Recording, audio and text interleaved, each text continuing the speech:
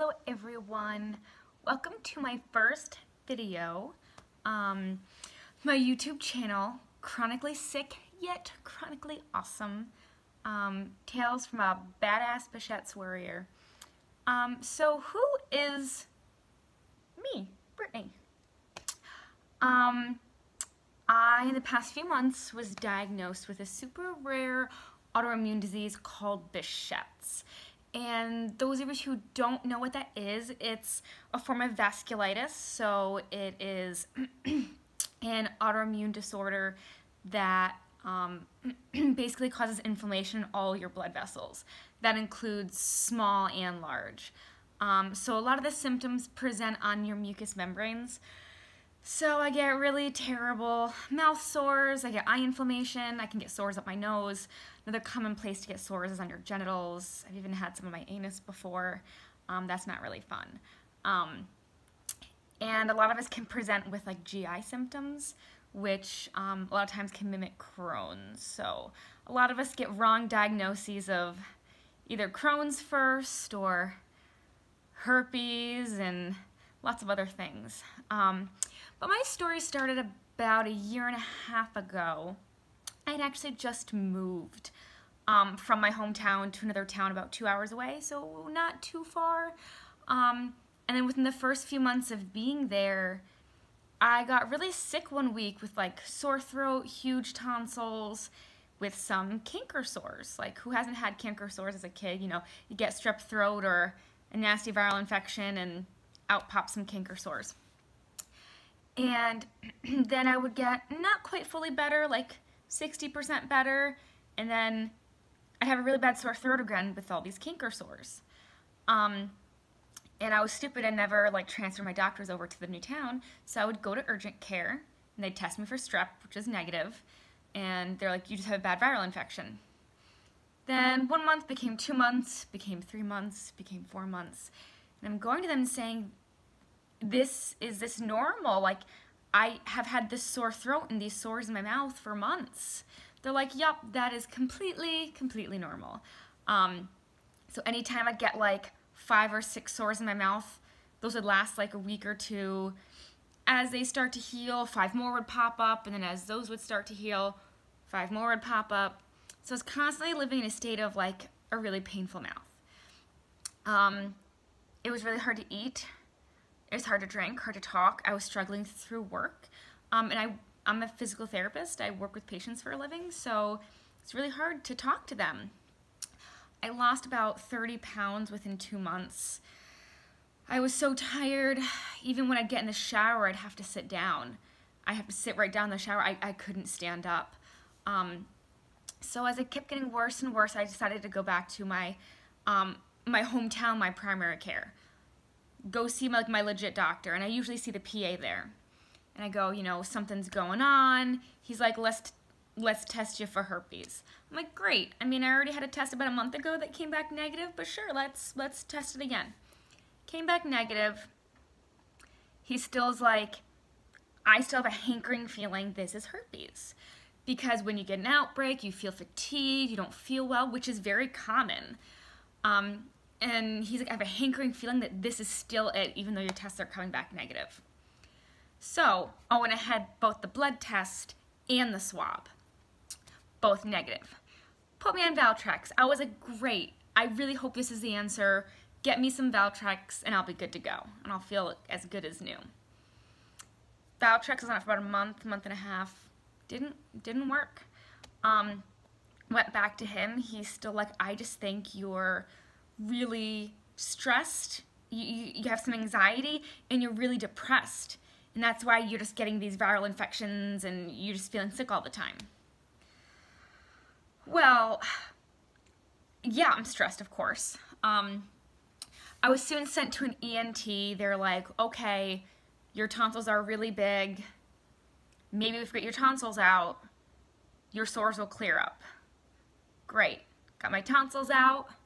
Cured the sore throat issues and the swollen tonsils.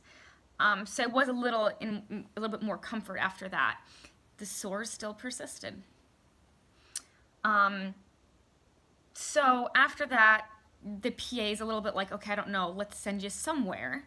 His next step was infectious disease. This lady, after about 3 or 4 of the herpes tests, she's like, I need to test you for herpes. Great, swab it, I don't care. Well, actually I do care. It was like the most painful thing I've ever felt. Getting a swab in an ulcer and jamming it, not the most fun feeling. I nearly cried. So with all that, she tested me for herpes, she tested, you know, my sedimentation rate, you know, things like ANA for lupus, you know, which all came back negative. When I saw her, I also started to get like trigger finger on both my 4th and 5th digit on both sides, both hands, which again, I'm thinking that's not normal. She said it's because I'm so anxious that I'm twitching, that I'm getting myself worked up. Like that's not a thing. Finally went back to my primary care. I said, you have to do something. I was also waking up in the middle of the night with low-grade fevers and vomiting. About once every few weeks, like clockwork. Wake up, vomit, have a fever. So I finally went back to my primary care and saw the physician this time, not the PA. And she's like, you know what? I think something else is going on. I'm like, you think?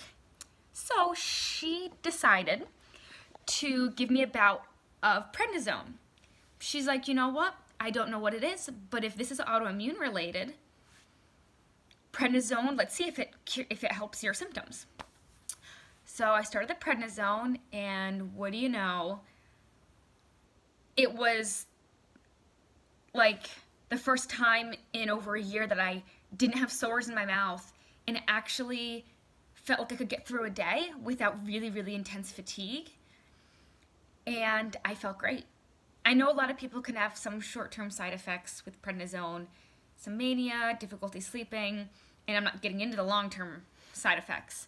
But for me, I had none of those short-term. It just gave me basically a feeling from really, really low energy to just feeling like I can get through a day.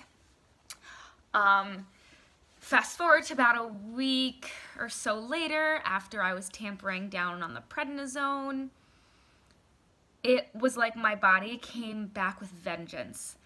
That, it's hard to say specifically, I gotta think back on my life, but it was probably one of the worst days in my life. Because my sores came back with vengeance.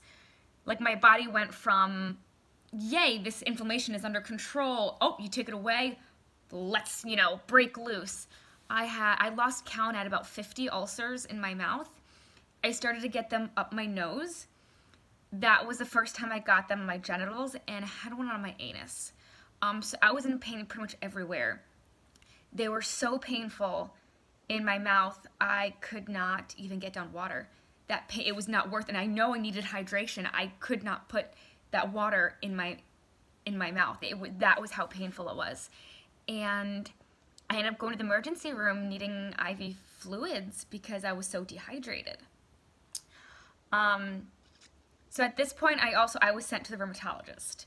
He tested me for lupus, and then that came back negative, and he's like, well, I'm going to see you in 6 months, and let's retest you because it could just be delayed.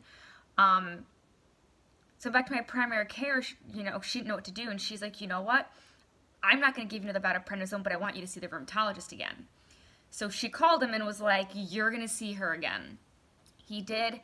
In the meantime, I kept losing weight and more weight, and I was seeing doctors at least twice a week, and they're like, why do you look skinnier than the last time I saw you? And it was only like 3 days ago. I wasn't eating. He finally is like, you know what, there's this new medication. Well, it's not a new medication, but newly used for oral ulcers, Otezla. And he's like, let's put you on it and see if it works. One, it was an insurance hoop to get through all of that, but I finally got it, and what do you know, it helped clear up my lesions. So he's like, yeah, it seems like you have this thing called behcet's, and it's super rare. Not many people know exactly what it is. And it's usually with a triad. So when I was first preliminarily diagnosed, I had the mouth and the genital ulcers. but usually it's a triad between eyes, mouth, and genitals, and my eyes hadn't been hit yet till about a month ago.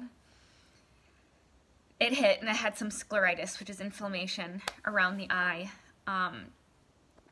So some of my care providers are a little iffy, like, is this really behcet's? But there is no good way to test it. And I even started seeing a new rheumatologist who is fantastic, and she's actually has a few patients with behcet's. And I have certain healthcare practitioners doing HLA testing and stuff, and you get a lot of that with autoimmune diseases, but the problem with those are they aren't always really indicative of you having a disease or not. But my one practitioner is like, you know, you have the whole triad. And the fact that medication for it's working pretty much means that's what it is. But so that's a little bit of my story. And I know a lot of people out there are struggling with other chronic illnesses, and this is why I kind of wanted to create this YouTube channel that we can talk about some of these things, talk about the struggles with, you know, work. If you work, you know, I was taken out of work for months on end, and then when returned, worked part-time. You know, some of us are on short-term disability, long-term disability, making it through a whole, you know, work week or working a couple days a week, and you need to do what your body needs. But I'm hoping to talk about these things and struggling social life, dating life, and, you know, that taboo subject of sex. Like, this affects so many aspects of our lives. But it also doesn't define your life. It is a big portion of it, you know? You're reminded every time you take your medication. You know, a lot of us take medication multiple times a day. So every time you pop that pill or you take that injection, you know, you're reminded of this disease that you live with. You know, I'm at risk for things like blood clots and aneurysms. You know, I could drop dead at any moment. So it's kind of put my life into perspective, you know? And even though we struggle with these things, there are other aspects of life that can also be really great. Yeah, I identify as a chronically sick person, but I also identify as queer. You know, I also identify as polyamorous, which means you can have more than one partner, and sometimes that's hard, especially with my fatigue level and time and the amount of time I'm at doctor's appointments.